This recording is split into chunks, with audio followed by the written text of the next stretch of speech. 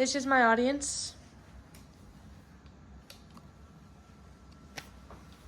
This is my note card. Okay. For a minute, I would like for you guys to imagine that you are in the 1980s walking around a college campus on a Saturday. You see beer kegs everywhere, red Solo cups are covering the floor, and people are just going crazy. Now, I would like you to imagine you're walking around a college campus today. There would be similar sights, but maybe just a little more tamed. Why do we think this is? Is it because of stricter laws surrounding drinking? Is it that there's new social traditions? Maybe people don't party as much.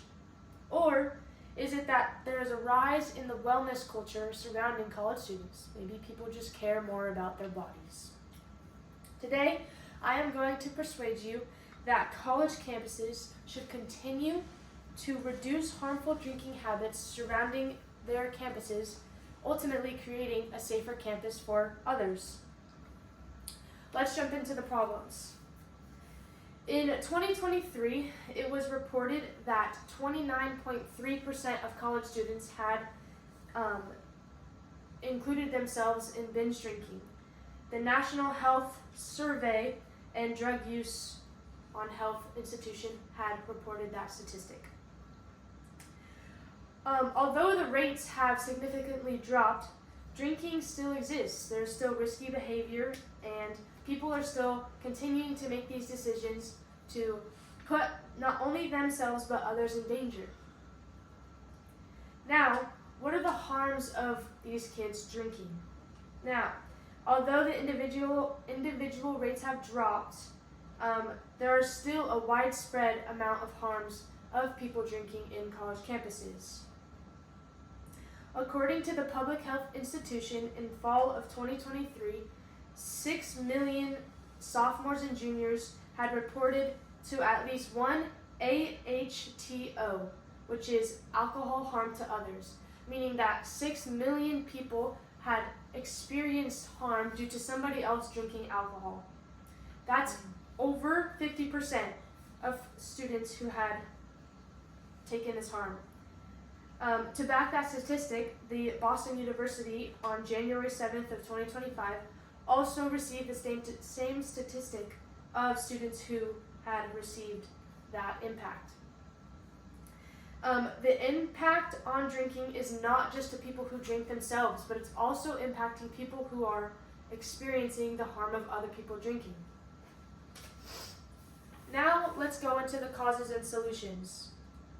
Now that we have looked at the problems, let's explore the causes. The first cause that I want to explore is that there have been stricter alcohol laws.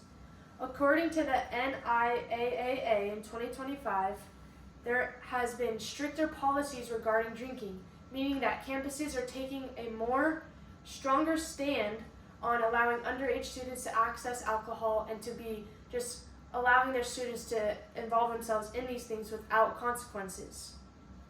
There's been an increase in consequences and drinking behaviors. Why are these consequences happening? Well, that's because the social norms are changing. It's no longer just allowed to be happening on college campuses. People can't just go around and be drinking how they used to back in the day.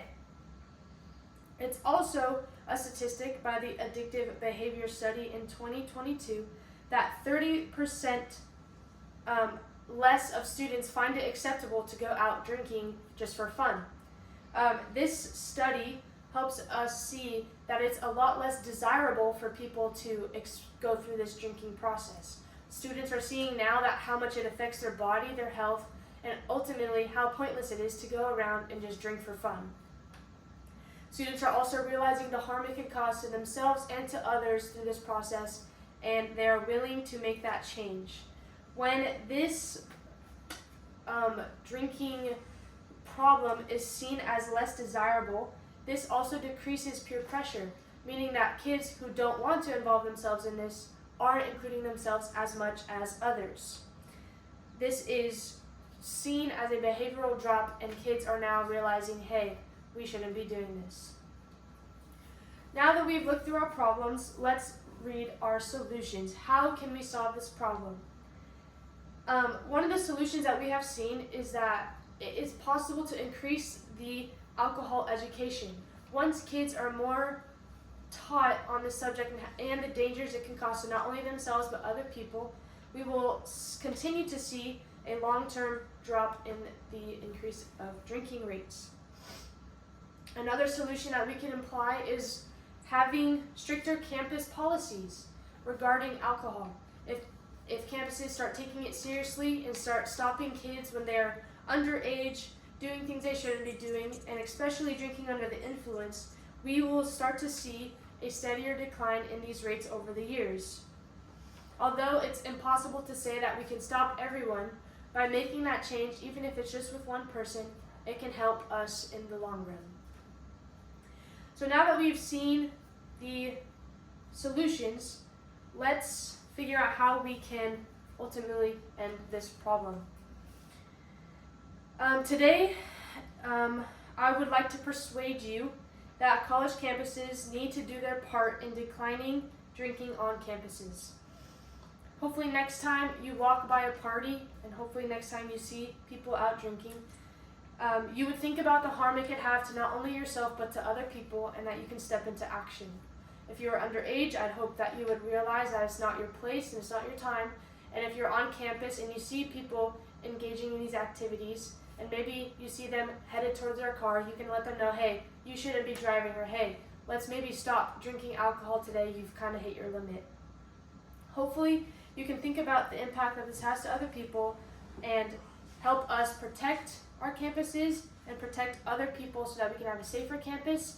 And not only that, but we can just keep our body and our minds healthy. Thank you for listening.